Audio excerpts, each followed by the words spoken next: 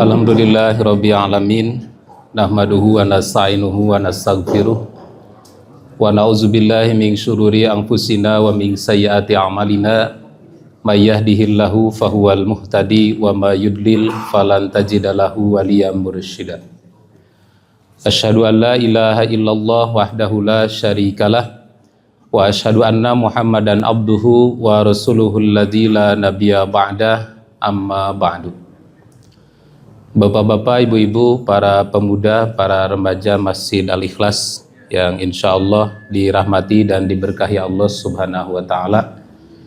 Alhamdulillah, pagi ini atas rahmat dan inayah Allah serta kudrah dan iradah Allah, kita masih diberikan kesehatan dan kesempatan untuk bersama-sama melaksanakan kewajiban kita sholat subuh berjamaah dan dilanjut dengan tadarus atau mengkaji ulang ajaran-ajaran Islam yang telah kita yakini bersama. Pada kesempatan ini tema yang akan kita bahas seperti yang ditampil di slide, yaitu 4 amalan yang bisa menghantarkan masuk surga. 4 amalan pengantar masuk surga. Karena ada amalan pokok dan itu wajib dilaksanakan, ada amalan pengantar. Amalan pokok diantaranya adalah ibadah sholat. Sholat ini amalan pokok seseorang. Apabila yuhafidu ala sholawat, bila seorang menjaga sholat yang 5 waktu, maka Allah berjanji, kata Nabi, aku punya janji terhadap si hamba, aku wajib memasukkan si hamba ke surga. Tetapi apabila si hamba tidak menjaga sholat yang 5 waktu, kata Allah, aku tidak punya janji si hamba dimasukkan ke surga.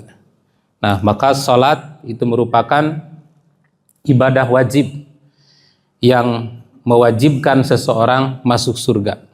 Bahkan dalam salah satu hadis saya temukan, barang siapa yang menjaga sholat yang 5 waktu, dalam pengertian menjaga waktunya, sholat tepat pada waktunya, bukan di akhir-akhir. Duhur ke asaran, asar ke maghriban, maghrib ke isyaan, isya ke subuhan, subuh ke subrangan. Nah, al-muhafadatu ala sholah di sini adalah menjaga waktu. Kemudian yang kedua menjaga kaifiat. Dan yang ketiga menjaga ruh dari sholat itu, artinya menjadikan dia lebih baik amalannya setelah salat.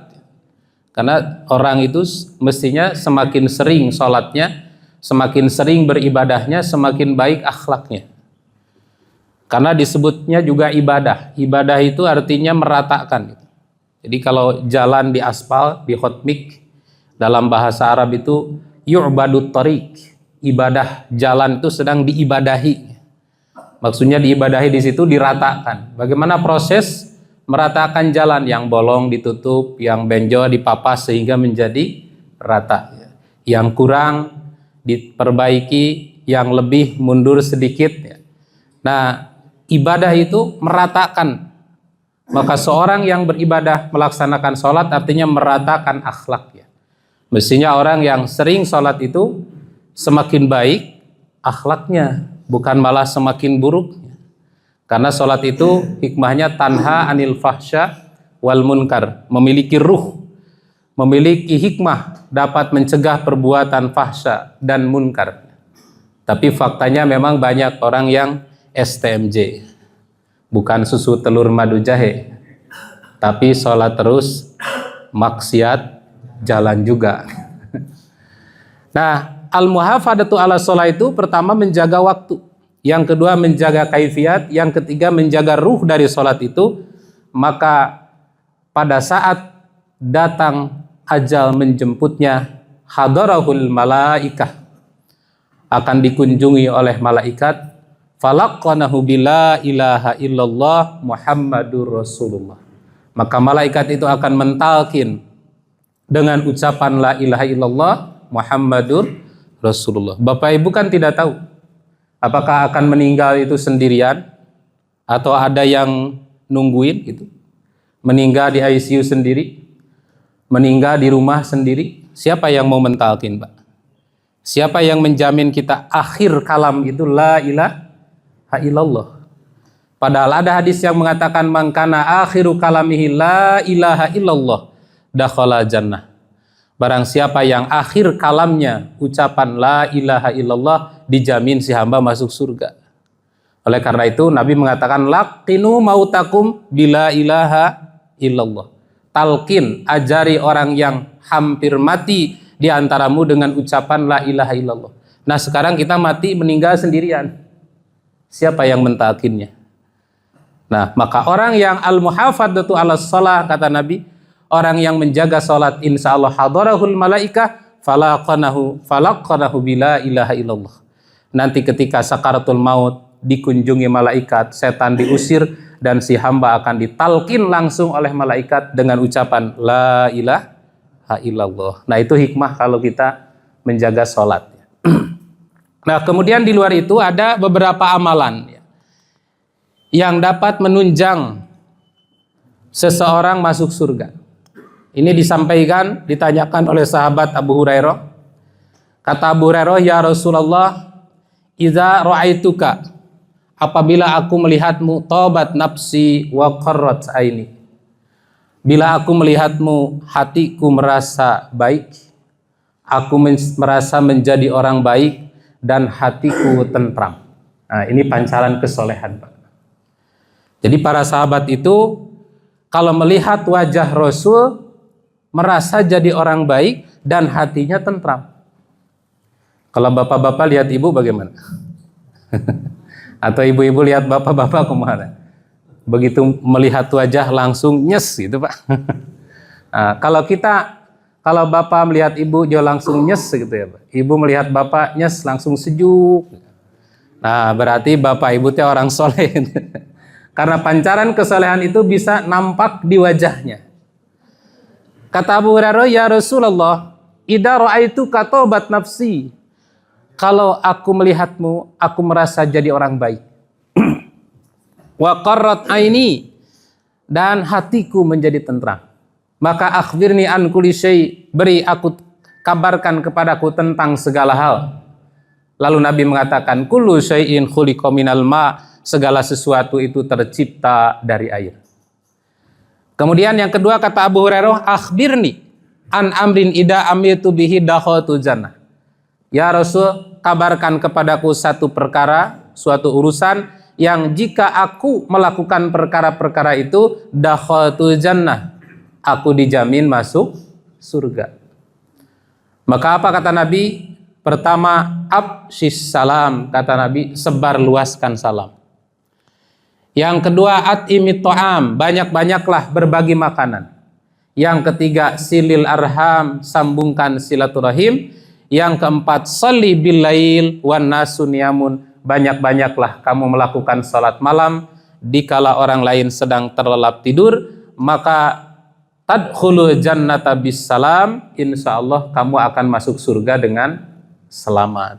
Nah, ini 4 perkara yang dinasihatkan oleh Rasul jika kita ingin masuk surga dengan selamat.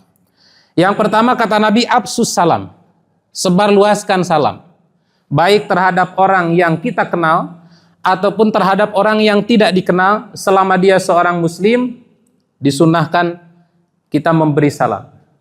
Cuman kata Nabi, kecenderungan di akhir zaman, ya'ti 'alan nasi zamanun, akan datang satu masa kepada umatku di mana umat muslim hanya mau memberi salam kepada orang yang dikenal saja. Sementara kepada orang yang tidak dikenal nggak mau. Nah, padahal sunnah Nabi memberi salam itu alaman arafta wa man lam ta'aruf. Baik yang dikenal atau tidak dikenal, sebarkan salam. Yang seperti sekarang ini yang masih terjaga di Mekah, di Madinah ya. Kalau kita berjumpa dengan orang Arab di lift, di jalan, di masjid, mereka mengucapkan salam, assalamualaikum. Malah suka ditambah, assalamualaikum ya akhlal khair. Keselamatan untukmu wahai ahli kebaikan. Itu sudah biasa, menjadi kata-kata komunikasi yang biasa. Dan memang sunnah Rasul, absus salam itu disebarkan baik kepada yang kita kenal atau yang tidak dikenal selama dia seorang muslim. Dan ternyata Bapak Ibu, kalau kita melihat tarikh tasyri atau historis syariat salam ini, itu sudah disyariatkan sejak zamannya Nabi Adam alaihissalam. Ini saya baca hadisnya dalam hadis Imam Al-Bukhari.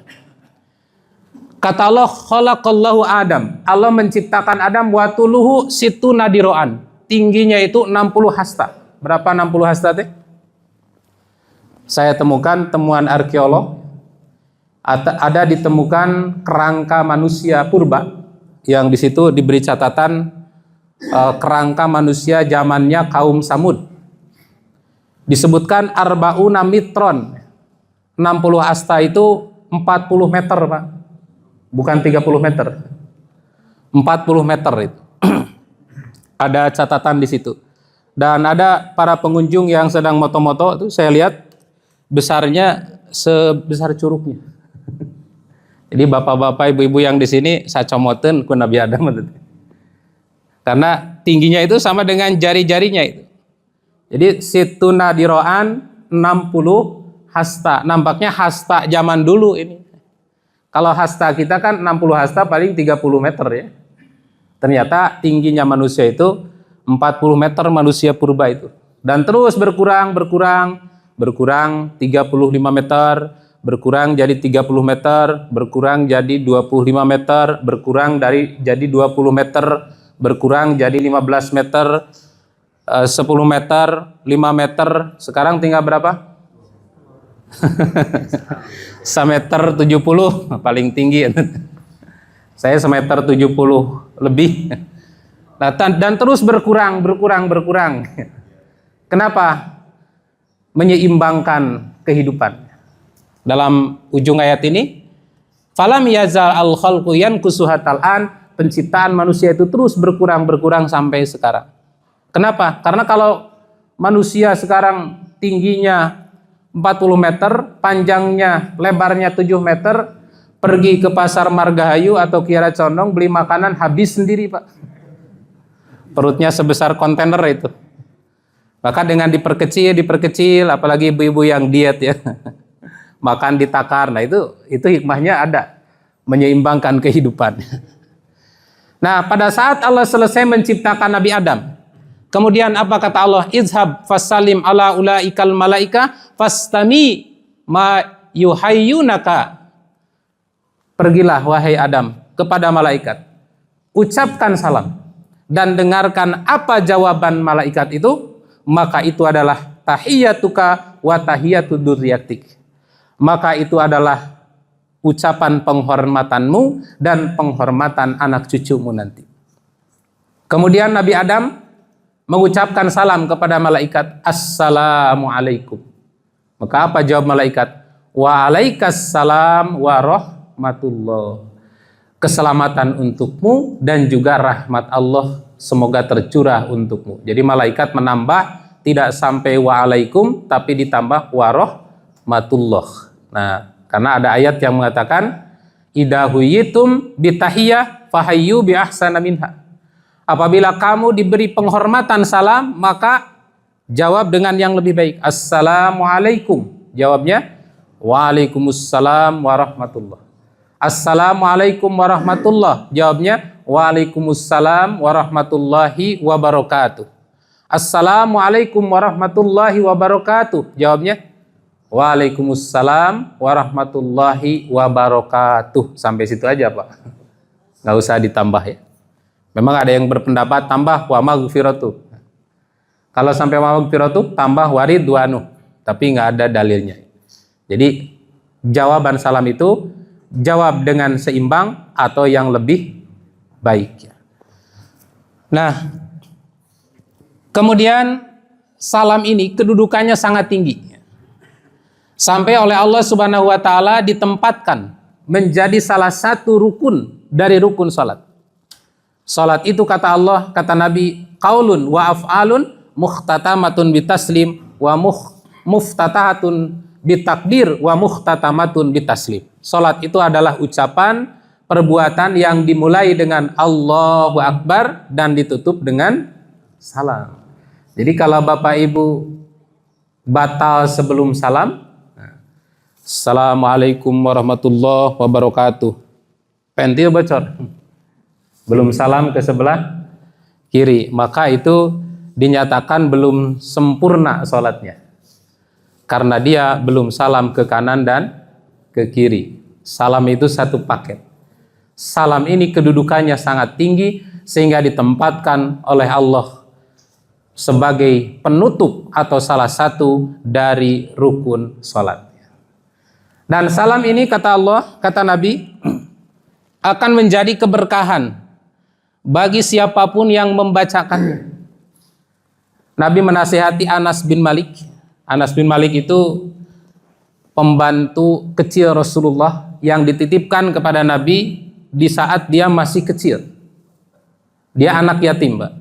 Maka dititipkan ke Rasul bukan hanya ilmunya tapi juga perutnya. Ya Rasulullah, ini Anas anakku, jadikan pembantu kecilmu dan doakan. Yang lain ada yang didoakan ahli tafsir, yang lain ada yang didoakan ahli hadis. Maka Anas bin Malik ini karena dia yatim dan miskin, didoakannya banyak, yaitu Allahumma ya Allah faqihu fiddin, Allahumma tawil umurahu wa aksir malahu wa waladahu waghfir dunubahu. Ya Allah, panjangkan, Allahumma aksir malahu, ya Allah beri Anas bin Malik ini harta yang banyak. Wa waladahu, ya Allah beri Anas bin Malik ini anak yang banyak. Wa tawil umurahu, ya Allah panjangkan umur Anas bin Malik. Dan yang keempat, waghfir dunubahu, ampuni dosa-dosanya. 4 doa Bapak Ibu dikabulkan semuanya. Allahumma aksir malahu, ya Allah beri Anas bin Malik harta yang banyak. Anas bin Malik itu memiliki kebun kurma terluas di Madinah, Pak. Luar biasa ya. Wa waladahu, ya Allah beri Anas bin Malik anak yang banyak. Anak Anas bin Malik itu sampai 100 lebih, Bu. Nggak tahu dari berapa bibit ini. 100 lebih. Tapi kalaupun dari 4 juga, orang-orang Arab dulu mah subur-subur, Pak. Kan badannya besar-besar itu. Saya pernah lihat ada orang Palestina, ibu-ibu Palestina yang melahirkan 12. Sekali lahir 12. Kemudian watawil umurahu, ya Allah panjangkan umur Anas bin Malik. Anas bin Malik usianya itu sampai 100 tahun lebih. Ini sahabat yang terakhir wafat di Basrah. Maka ketika Anas bin Malik ditanya, aku tinggal menanti doa Nabi yang terakhir, yaitu aku mati dan masuk surga, katanya. Nah, Anas bin Malik ini sangat dicintai oleh Rasul sampai dipanggilnya dalam hadis ini disebut ya bunayya, wahai ananda, idza dakhalta ala ahlik fasalim, apabila kamu masuk ke keluargamu, masuk ke rumahmu, fasalim, ucapkan salam, yakun barokatan alaika wa ahli baitik, maka ucapan salammu akan menjadi keberkahan untukmu dan keberkahan untuk keluargamu. Jadi kalau Bapak Ibu masuk rumah, baik di rumah ada orang ataupun tidak ada orang, ucapkan salam. Kenapa? Karena ucapan salam akan menjadi keberkahan untuk kita dan keberkahan untuk keluarga. Sampai sahabat Mabu, seperti salah satu sahabat Umar bin Khattab, ketika Nabi berkunjung ke rumah, bertamu kepada Umar, ketok-ketok pintu, Assalamualaikum warahmatullahi wabarakatuh. Umar bin Khattab bersembunyi di balik pintu dan menjawab pelan-pelan, Waalaikumsalam warahmatullahi wabarakatuh. Lalu Nabi mengulang lagi, Assalamualaikum warahmatullahi wabarakatuh. Umar menjawab lagi pelan-pelan, Waalaikumsalam warahmatullahi wabarakatuh. Nabi mengulang lagi, Assalamualaikum warahmatullahi wabarakatuh. Umar menjawab lagi pelan di belakang pintu, Waalaikumsalam warahmatullahi wabarakatuh. Pulang aja Nabi itu. Karena kalau kita berkunjung ke rumah seseorang, bersalam 3 kali, tidak ada yang jawab, pulang Pak, jangan ditoong. Ini kenapa tuan rumah nggak ngejawab-jawab? Nah, etikanya pulang. Karena mungkin tuan rumah sedang tidak ada, mungkin tuan rumah tidak mau menerima kita, atau mungkin tidak mau diganggu. Pulang aja. Kemudian begitu Nabi pulang, dibuka pintunya oleh Umar, dikejar, ya Rasulullah ta'al, ya Rasul, kemari. Kata Nabi, loh, dikira kamu tidak ada. Ada ya Rasul. Kenapa kamu tidak menjawab salamku?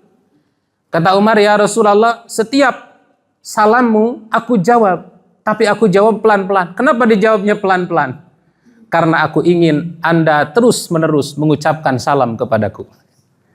Jadi Umar mah ingin malah Rasul itu lebih dari 3. Kenapa? Karena ini Rasulullah, doanya mustajab.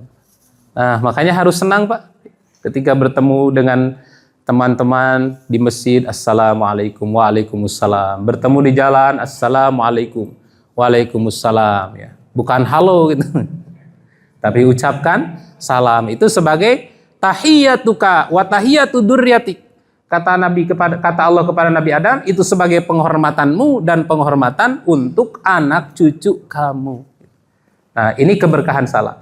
Dan di hadis yang lain dikatakan, Nabi mengatakan tidak akan masuk surga seseorang sehingga dia saling mencintai, dan tidak akan saling mencintai kecuali dia saling memberi ucapan salam. Kemudian yang kedua kata Nabi, at'imit ta'am. Amalan yang dapat menunjang masuk surga itu adalah banyak-banyak bersedekah makanan. Nah, ini bukan hal sederhana ternyata. Seperti hal sederhana, tapi ternyata ini termasuk salah satu di antara ciri-ciri orang yang abror adalah at'imit ta'am. Dia banyak bersedekah makanan. Dapat dilihat oleh Bapak Ibu di surat Al-Insan ayat 4 sampai dengan 12. Kita baca sebagiannya. A'udzubillahi minasyaitonirrajim. Innal abrara, sesungguhnya orang-orang abror. Abror itu jama dari kata birrun atau barrun yang berarti daratan. Daratan itu sebuah hamparan yang luas. Dan ini tingkatan tertinggi orang muttaqin sebelum al-muqarrabun. Karena tingkatan takwa itu ada yang disebut abror, ada yang disebut muqarrabun. Kalau muqarrabun itu as-sabiqun al-awwalun, orang-orang yang dulu pertama kali masuk Islam, para sahabat ya, dari Ansor dan Muhajirin. Nah, kita bisa sampai ke tingkat abror. Apa abror itu? Abror itu orang yang melakukan banyak kebaikan. Artinya kalau sholat bukan hanya yang wajibnya, yang sunnahnya juga dikerjakan. Kalau sedekah bukan hanya yang wajib, yang sunnahnya juga dikerjakan. Kalau saum bukan hanya yang wajibnya, yang sunnahnya juga dikerjakan. Demikian hajinya, demikian umrohnya dan lain sebagainya. Bahkan birrul aba wal abna, baik kepada ibu bapaknya, baik juga terhadap anaknya. Itu kategori abror. Nah, salah satu orang yang abror, yasrabuna min ka'sin, nanti akan diberi minum dari gelas piala. Kana mizazuha kafuro, yang campurannya air kafur. Yufajjirunaha tafjiro, dia bisa mengalirkan kemana saja dia mau. Jadi nanti minuman di surga itu nggak akan dikemas-kemas pakai botol Pak. Susu ada sungai susu, madu ada sungai madu, salsabila, zanzabila, kemudian ada sungai kafur, bahkan ada sungai tasnim. Tasnim itu nama minuman termahal di surga. Mungkin segelasnya puluhan juta itu. Itu tasnim ya. Dan itu minuman tasnim ini dipersilahkan untuk orang-orang yang muqarrab, orang-orang yang selalu taqarrub kepada Allah. Yufuna bin nadr. Kenapa mereka diberi keistimewaan itu? Satu, kata Allah yufuna bin nazri, karena mereka menunaikan nazar. Nazar di sini maksudnya adalah nazar mutlak. Karena nazar itu dalam Islam ada dua, ada nazar mutlak, ada nazar muqayyad. Nazar mutlak, dia bernazar untuk melakukan sholat tahajud selama 1 tahun, gak berhenti-berhenti. Saya wajibkan kepada diri saya tahajud selama 1 tahun, katakanlah gak berhenti-berhenti. Untuk apa? Taqarruban ilallah. Sebagai bentuk taqarrub kepada Allah. Saya mau bersedekah ke masjid setiap hari 1 juta. Kenapa? Taqarruban ilallah. Sebagai bentuk taqarrub kepada Allah. Ini nazar yang benar. Tapi ada nazar yang begini. Kalau urusan saya lancar, nanti saya akan bersedekah 5 juta ke masjid. Urusannya nggak lancar, sedekah nggak? Nggak sedekah. Ternyata apa yang diharapkan, apa yang diinginkannya tercapai, sedekah ke masjid. Karena apa itu Pak? Karena urusannya tercapai, katakanlah anaknya dapat jodoh atau diterima di salah satu perguruan tinggi, akhirnya sodako. Karena apa? Karena anaknya diterima, jadi bukan karena Allah ya. Makanya Nabi mengatakan la tanziru. Kata Nabi, jangan nazar, karena nazar itu adalah bukti pemberian dari orang yang kikir. Nah, jadi yang dimaksud yufuna bin nazri, ini nazar taqarrub, itu yang dicontohkan oleh para nabi dulu. Keluarga Imran bernazar, ya Allah, kalau aku punya anak laki-laki, akan aku wakafkan untuk mengabdi di Baitullah. Ternyata lahir perempuan. Maka dengan nada kecewa, keluarga Imran berkata, ya Allah, laisa zakaru kal unsa, laki-laki tidak seperti perempuan. Artinya mana mungkin wanita bisa 24 jam tinggal di masjid. Karena ibu-ibu itu ada waktunya seminggu absen dari masjid, tidak sholat. Tapi ternyata nazarnya diterima oleh Allah. Siti Maryam beda dengan ibu-ibu biasa, Bu. Tidak pernah haid, pada saat melahirkan Isa juga tidak nifas, bersih langsung, Bu. Data ayah bidan itu dah. Melahirkan sendiri, maka nazarnya diterima oleh Allah. Mau apa keluarga Imran menazarkan Maryam? Mau jadi pejabat? Tidak, taqarruban ilallah. Sebagai taqarrub, supaya lebih dekat kepada Allah. Demikian juga sahabat dulu Umar bin Khattab nazar iktikaf di Masjidil Haram. Mau apa? Agar lebih taqarrub kepada Allah. Nah, ini yang nazar ciri orang abror. Yufuna bin nazri, mereka menunaikan nazar. Wa yakhafuna yauman kana syarruhu mustatira, dan takut pada satu hari yang malapetakanya tersebar di mana-mana. Dan yang kedua, wayut imunat ta'am, dia senang berbagi makanan ala hubbihi, dengan catatan makanan yang disukai, baik disukai oleh dirinya ataupun disukai oleh orang lain. Jangan ini nih ada sayur basi ini kasih ke tetangga gitu. Ini ada buah sudah busuk kasih ke orang lain. Nah, bukan begitu. Bersodakoh makanan dan ala hubbih, makanannya masih disukai oleh dirinya, disukai juga oleh orang lain. Kepada siapa? Miskinan, ya wa yatiman wa asiro, kepada orang miskin, anak yatim, dan para tawanan-tawanan perang. Nah, jadi ternyata berbagi makanan ini luar biasa ya. Dan itu tradisi Rasulullah, kalau dapat rezeki bikin makanan, bagi-bagi, bikin makanan, undang, makan-makan di rumah, dan ternyata itu mendekatkan hatinya. Kemudian yang ketiga, silil arham, sambungkan silaturahim. Dan ini ternyata Bapak Ibu, perintah silaturahim itu langsung oleh Allah diperintahkan dalam Al-Quran. Makanya pantas konsekuensinya juga sangat berat. Orang yang memutuskan silaturahim itu la yadkhulu jannata qati'un, tidak akan masuk surga orang yang memutus silaturahim.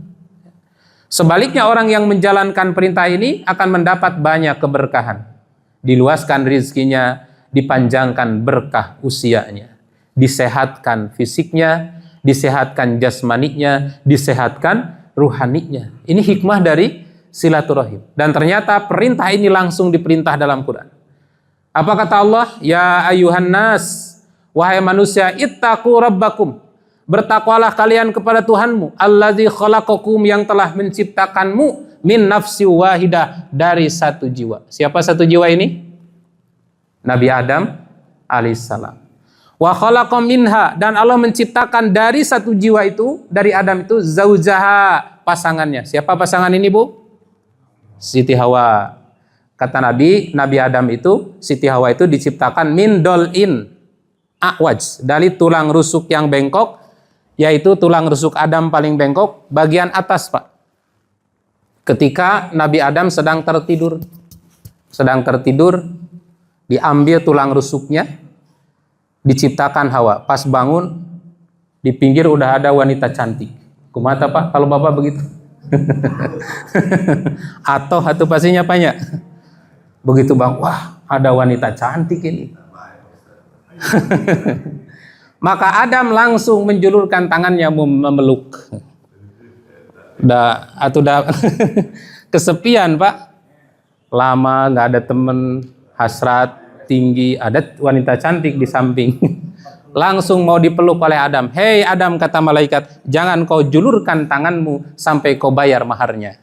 Jadi pernikahan itu sudah disyariatkan sejak zaman Nabi Adam. Maka apa maharnya kata Nabi Adam? Sallu ala Nabi sallallahu alaihi wasallam. Bersolawatlah kamu kepada Nabi Muhammad sallallahu alaihi wasallam. Jadi Nabi itu sudah dicantumkan, sudah ada tertulis di pintu aras, ada Rasul terakhir yang bernama Muhammad sallallahu alaihi wasallam. Dan ini perintah ya. Perintah semua orang bersolawat kepada Nabi. Maka solawat terhadap Nabi itu bisa jadi mahar, Pak. Jadi kalau bapak-bapak mau nikah nggak punya mahar, solawat ya. Malah bisa dengan ma'aka minal Qur'an. Bisa dengan hafalan Al-Quran. Dulu ada sahabat yang mau nikah. Keinginannya besar tapi nggak punya apa-apa. Kata Nabi, Iltamis walau khatiman min hadid, cari walaupun cincin dari besi. Nggak ada ya Rasul, cincin besi pun nggak punya, tapi nikah mau. Hal ma'aka minal Qur'an, apakah kamu punya hafalan Quran? Ada, surat kulhu. Taku kulhu. Jadi ada dalilnya ya, mahar dengan hafalan Quran, mahar dengan membaca sholawat. Nah, bacakan sholawat halal. Nah, ini syariat pernikahan pertama yang dijalani oleh Nabi Adam alaihissalam. Dan Hawa itu diciptakan dari Adam, dari tulang rusuk yang bengkok. Makanya Nabi Adam tulang rusuknya hilang satu, kurang satu. Kalau bapak-bapak ada nggak? Lengkap Pak, ada kita. Maka ibu-ibu sekarang, wanita diciptakan dari tulang rusuk bengkok kata Nabi. Maka kalau dibiarkan bengkok-bengkok terus, kalau menasihatinya terlalu keras bisa patah. Makanya menasihati wanita itu harus lembut. Ini asa dipang. Tenang Bu, dibela Bu. Menasihati wanita, ibu-ibu itu harus lembut. Kenapa? Karena tercipta dari tulang rusuk yang bengkok. Kalau terlalu keras bisa patah. Kalau dibiarkan bengkok, bengkok terus. Maka silahkan nikmati dengan kebengkokannya. Kata Nabi, Anda bisa menikmati wanita dengan kebengkokannya. Kan banyak sekarang wanita-wanita bengkok. Tidak mau lurus. Nah, ini juga nasihat untuk para wanita. Kalau tidak ada yang meluruskan, luruskan diri sendiri, Bu. Dengan apa? Dengan ilmu. Ya. Jadi ini bukan hanya nasihat untuk bapak-bapak, nasihat juga untuk ibu-ibu, bahwa kecenderungan wanita itu bengkok. Maka luruskan sendiri. Dengan apa? Dengan ilmu. Ya. Ikutilah wanita-wanita sholihah seperti Khadijah, Maryam, Asia, dan lain sebagainya. Nah, kemudian dari dua orang ini, wabassa minhuma rijalan katsiran wa nisa, Allah mengembangbiakan laki-laki dan perempuan yang banyak. Modalnya 2, sekarang sudah berapa Pak? 8,9 miliar lebih sekarang. Itu data statistik yang saya baca tahun 2023 ya. 8,9 miliar lebih manusia di dunia ini sekarang. Modalnya 2. Nah, sekarang di sini ada ini 100. Nah, ini nanti akan menjadi bangsa yang besar, Pak. Maka kalau silaturahim ini tidak dijaga, gontok-gontokan, tidak mau bersatu, tidak mau bersama, satu saat bermusuhan, saling menyerang. Itulah yang terjadi di zaman Rasulullah yang menimpa kaum Aus dan Khazraj. Adik kakak berselisih, tidak mau akur, lalu bermusuhan, permusuhannya diwariskan kepada anak cucu, sehingga menjadi bangsa yang besar, yang dikenal dengan suku Aus dan Khazraj, suku pribumi Madinah. Tiap hari berperang, karena terus-terus bermusuhan. Maka oleh Nabi SAW kemudian dimuakhadkan pada saat Nabi tiba di Madinah. Kenapa? Karena kalau di antara bangsa-bangsa ini tidak terjalin silaturahim, tidak ada langkah besar yang bisa kita bangun. Termasuk di Indonesia ya. Kalau bangsa kita terjadi disintegrasi bangsa, tidak mau bersatu, tidak mau duduk bersama, tidak bisa menyamakan visi misi untuk membangun negara yang maju, hancur. Terus saja saling hina, saling serang, gontok-gontokan. Antar negara saling serang, saling gempur. Makanya Rasulullah mengingatkan, asalnya kalian ini 2. Dari Adam dan Hawa. Sekarang sudah 8,9 miliar. Oleh karena itu, wattaqullah. Bertakwalah kepada Allah, Allah ditasa'alu nabihi wal arham, yang dengan namanya kamu saling minta tolong, wal arham, jaga silaturahim. Bukan hanya dalam skup keluarga, Bukan hanya dalam skup lingkungan, tetapi dalam skup bangsa dan negara. Kalau bangsa kita ingin damai, ingin maju, maka ikat hubungan silaturahim. Dan itulah langkah awal yang ditetapkan, yang dibangun oleh Rasulullah pada saat mau membangun masyarakat Madani di Madinah yang dulu namanya Yasrib, sebuah kota kecil yang dulunya tidak ada dalam peta. Kalau sekarang mah tidak terbaca Google Map gitu Pak. Kan kita sering ya berkunjung ke kampung, ke daerah, pasang Google Map gak ngerti. Tempat Anda tidak dikenal kan. Nah, ibaratnya Yasrib dulu, Madinah dulu ketika sebelum Nabi datang ke situ, sebuah kota kecil yang tidak ada dalam peta, teka baca di Google Map. Tapi sekarang menjadi pusat peradaban dunia. Apa langkah Rasul membangun Madinah? Pertama, binaul masjid, membangun masjid. Kenapa membangun masjid dulu? Karena masjid itu adalah pusat pembinaan ruhani. Manusia itu ruhaninya dulu harus dibangun. Kalau ruhaninya sudah baik, menjadi pemimpin akan menjadi pemimpin yang adil. Menjadi suami akan menjadi suami yang bertanggung jawab. Menjadi istri akan menjadi istri yang taat. Menjadi pengusaha akan menjadi pengusaha yang jujur. Karena ruhaniyahnya sudah bagus. Setelah ruhani dibangun oleh Rasul, baru muakhad, mempersaudarakan Aus dan Khazraj, mempersaudarakan Muhajirin dan Ansor. Ini membangun silaturahim. Dan setelah kuat silaturahim kaum muslimin, Nabi kemudian memperkuat lebih luas lagi, menjalin hubungan antar agama, mengikat perjanjian dengan orang Yahudi, dengan orang Nasrani. Ayo kita duduk bersama, menyamakan visi misi bersama membangun kota ini. Dan setelah terikat itu baru ekspansi, menyebarkan kekuasaan ke berbagai wilayah. Berhasillah Madinah menjadi pusat peradaban dunia. Sehingga kata orang kafir, ya Rasulullah, dulu Anda orang yang paling aku benci. Dulu kota ini kota yang paling aku benci. Sekarang Anda orang yang paling aku cintai, dan Madinah kota yang paling aku sukai. Nah, ini keberhasilan Rasul membangun kota dengan membangun terlebih dahulu silaturahim. Nah, kemudian yang terakhir, amalan yang dapat menunjang masuk surga adalah, ini banyak data ya.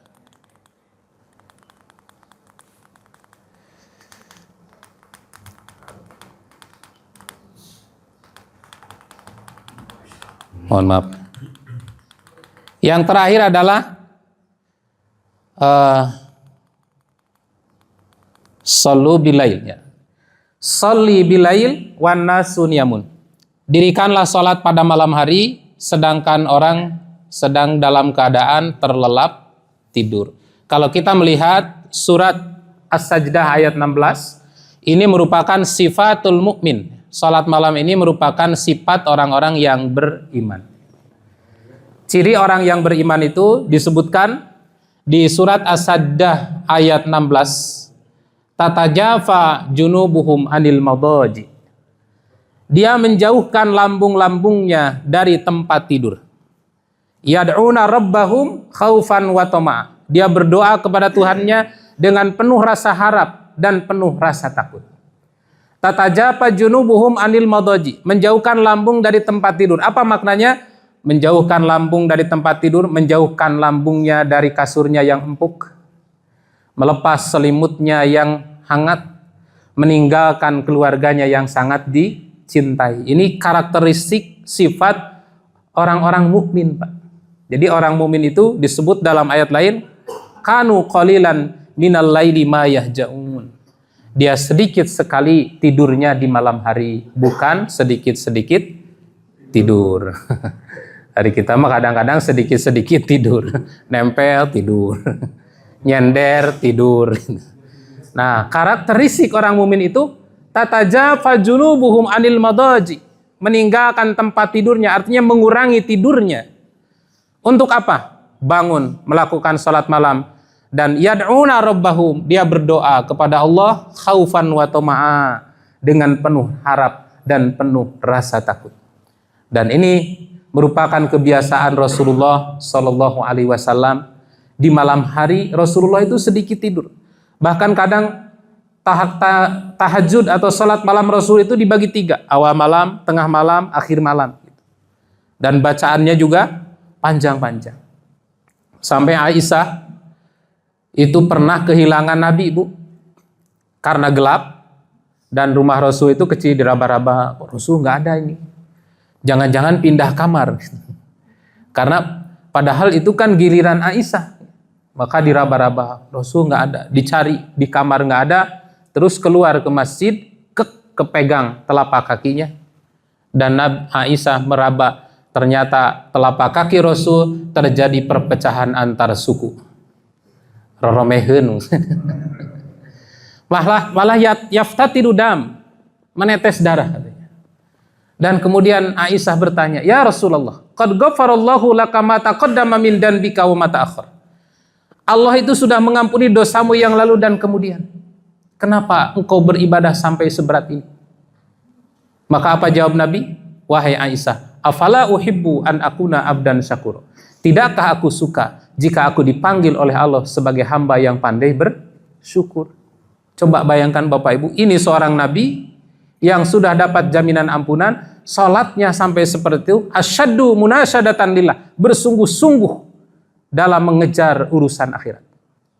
Kita kadang Nabi bukan, jaminan ampunan tidak ada, tapi salat tahajud nggak pernah, bercita-cita ingin jadi ahli surga Firdaus. Mimpi kali. Nah, kalau ingin mendapatkan surga Firdaus seperti Rasul, apa kata Nabi?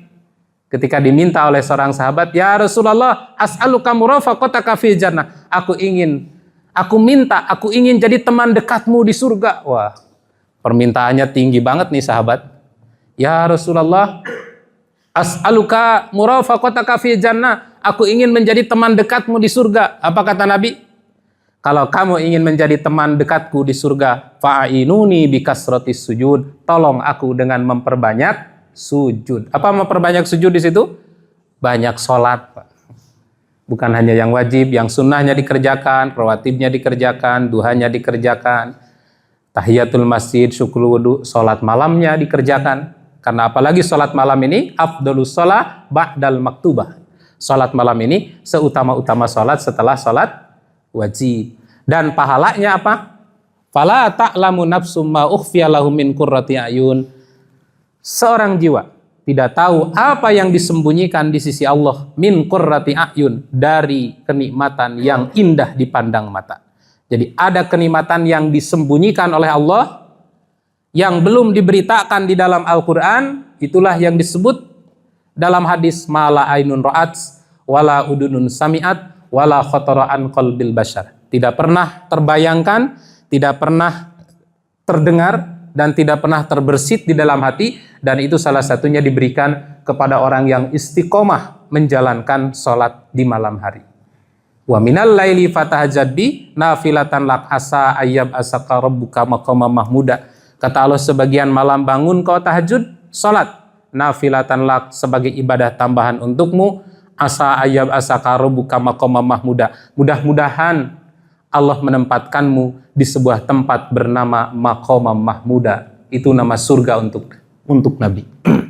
Nah, kemudian Nabi pernah menyampaikan dalam hadis riwayat Imam Al-Bukhari, kata Nabi, idajtama'al awwalin wal akhirin yaumil qiyamah. Ketika orang pertama dan terakhir dikumpulkan pada hari kiamat. Nanti dari mulai Nabi Adam sampai yang terakhir wafat. Maka pada saat itu ja'a munadin, datanglah seorang penyeru bisautin yusmi'ul khalaik, dengan suara yang akan didengar oleh seluruh makhluk.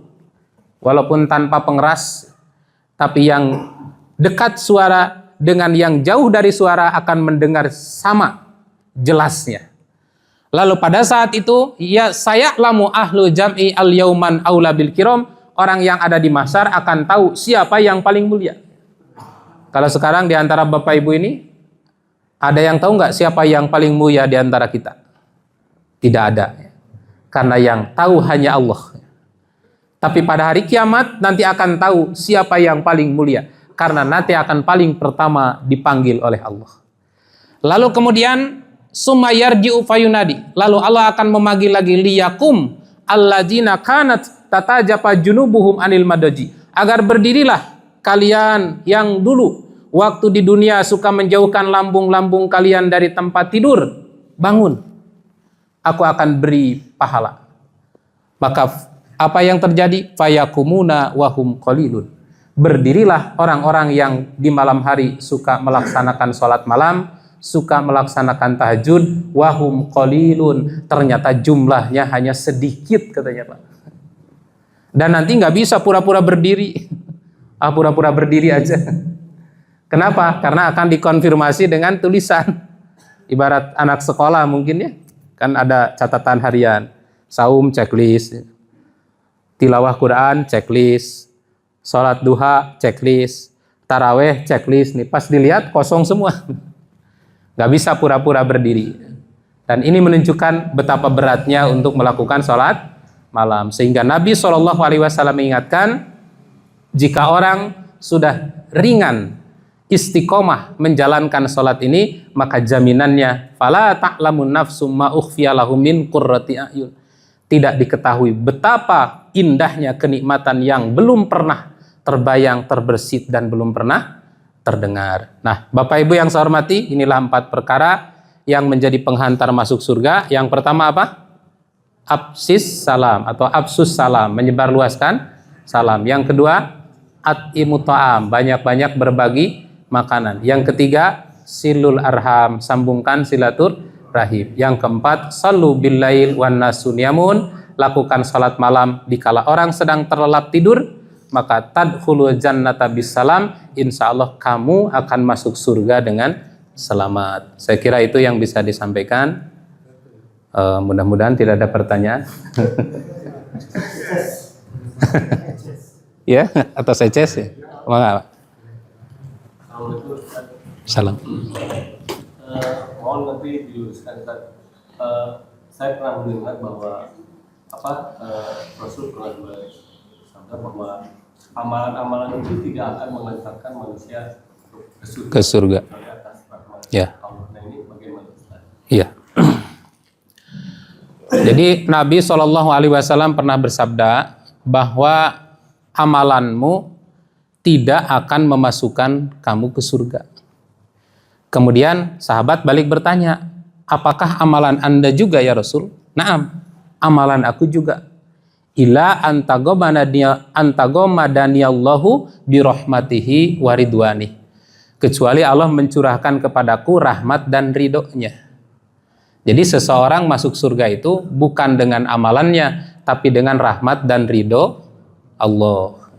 Nah, kalau Nabi sudah dapat rahmat dan ridho belum? Sudah. Makanya Nabi mah dijamin masuk surga. Ini yang jangan keliru ya memahami ayat hadis ini.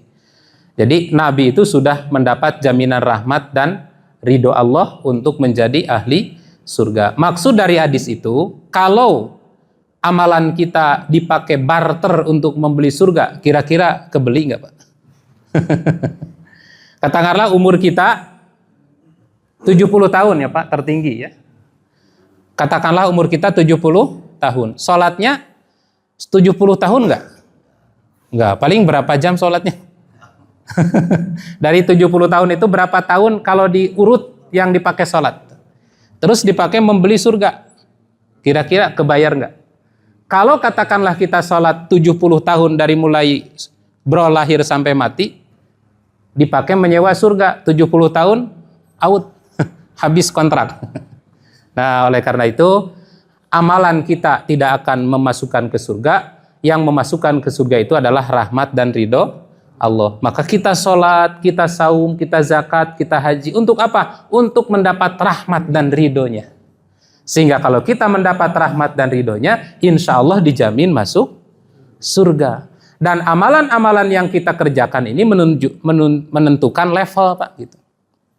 Maka nanti orang yang sholat wajib saja, orang yang saum wajib saja, orang yang sedekah wajib saja akan berbeda levelnya dengan orang yang sholat wajib, sholat sunnah, sedekah wajib, sedekah sunnah, kemudian saum wajib, saum sunnah, akan berbeda levelnya di surga. Jadi amalan-amalan yang kita perjuangkan ini untuk menentukan level klasternya nanti di mana gitu. Adapun masuknya ke surga bukan karena amal kita, tetapi karena rahmat dan ridho Allah. Nah, itu maksudnya, Pak. Ya, saya kira cukup ya. Ya, Ces. Saya sudah jam 8 sudah harus ada di Cianjur. Mudah-mudahan perjalanannya lancar. Baik, Bapak Ibu yang saya hormati, demikian yang dapat saya sampaikan. Terima kasih atas segala perhatian dan mohon maaf apabila ada kekurangan dan kesalahan. Diakhiri dengan doa, Rabbana la tuzigh qulubana ba'da idh hadaitana wa hab lana min ladunka rahmah innaka antal wahhab. Rabbana atina fid dunya hasanah wa fil akhirati hasanah wa qina azabannar. Aqulu qouli hadza wa astaghfirullah li wa lakum. Wassalamualaikum warahmatullahi wabarakatuh.